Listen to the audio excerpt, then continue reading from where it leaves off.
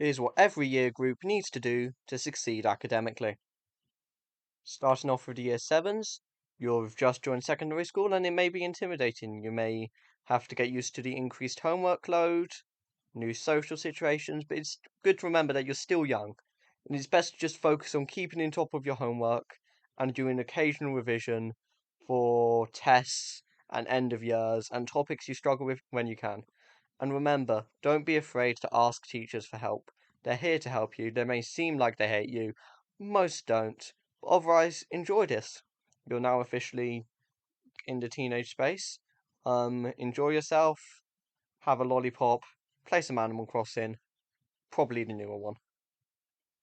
Now for the year 8s. It's mostly the same as the year 7s. Just focus on staying on top of your work, making sure to listen to your teachers and pay attention. But most importantly, just not to stress and revise constantly 24/7. You still have plenty of time for your GCSEs. And similar to year 7s, get a bag of Doritos, play some and enjoy yourself. Now, for you year 9s, this is where the fun begins. You're either at the end of Key Stage 3, or a few of you may have started a couple of your GCSEs, and now's the time where you need to start to work harder and get ready for your actual exams. This is the time when you need to get familiar with different revision techniques, such as flashcards, mind maps, revising with friends, reading books, Quizlets, or even watching lovely jubbly videos such as these.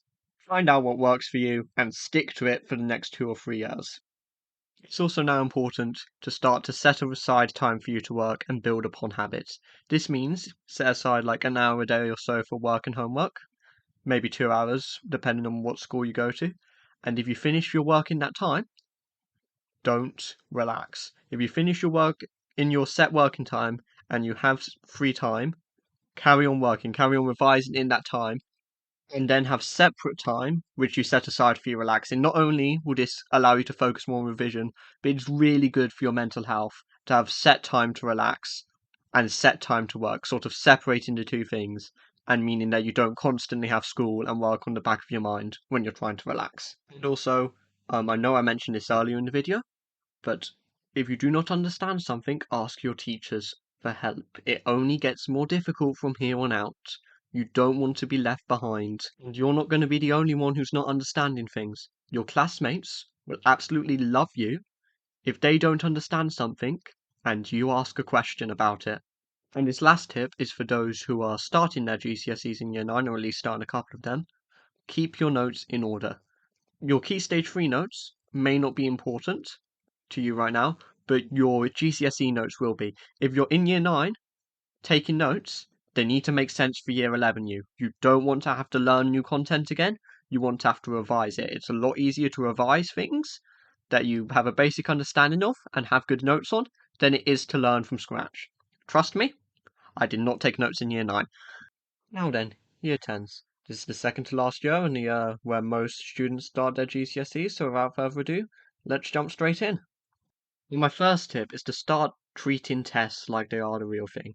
At this point, most teachers for their tests will use past paper exam questions. Even if they're not giving you full past papers, they'll often use past exam questions from websites like Physics and Maths Tutors and other things, which means the questions you will be sitting will have been sat by actual GCSE students, which means now is a great time to treat them like a real GCSE test and get used to the style of questions before it becomes too late and get a lot better at writing in a style that the examiners will give you marks for.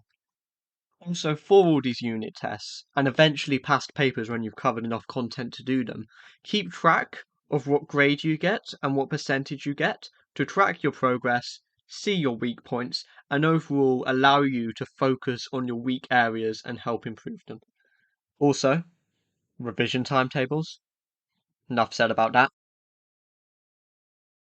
And final tip, bit obvious. You know how I said to set aside time in year 9 to focus on doing homework and revision, like specific set aside time?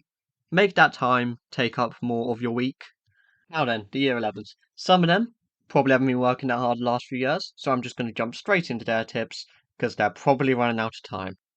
I know I'd mentioned past papers early on, but this is where I'd really ramp up doing past papers and make sure you do them under timed conditions to get yourself used to both the exam pressure and used to doing lots of papers. And also, it's very important the way you review them. Focus on what went wrong in the paper, not just individual topics, but individual mistakes. This can be done by either going through them with a mark scheme, and if the mark scheme, if that doesn't help you learn how to do it, watch a past paper walkthrough, like one of my own, to help you learn the most common methods to use for that particular style of question. If you started your GCSE in Year 9, hopefully your notes are well formatted, like I said you should. So now you can look at them to be able to help you easily recap the topics you did and have forgotten. And lastly, in addition to following all the other tips in the video, it's very important to take care of your mental health. You need to eat healthily, sleep a lot, stay well hydrated.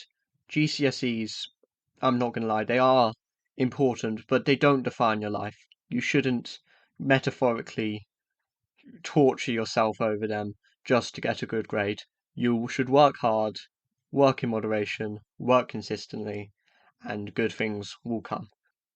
Anyways, a lot of effort goes into these videos, and only a small proportion of those who watch are actually subscribed. So if you enjoyed this video, make sure to like and subscribe, and I'll see you next time for more helpful tips. Thank you.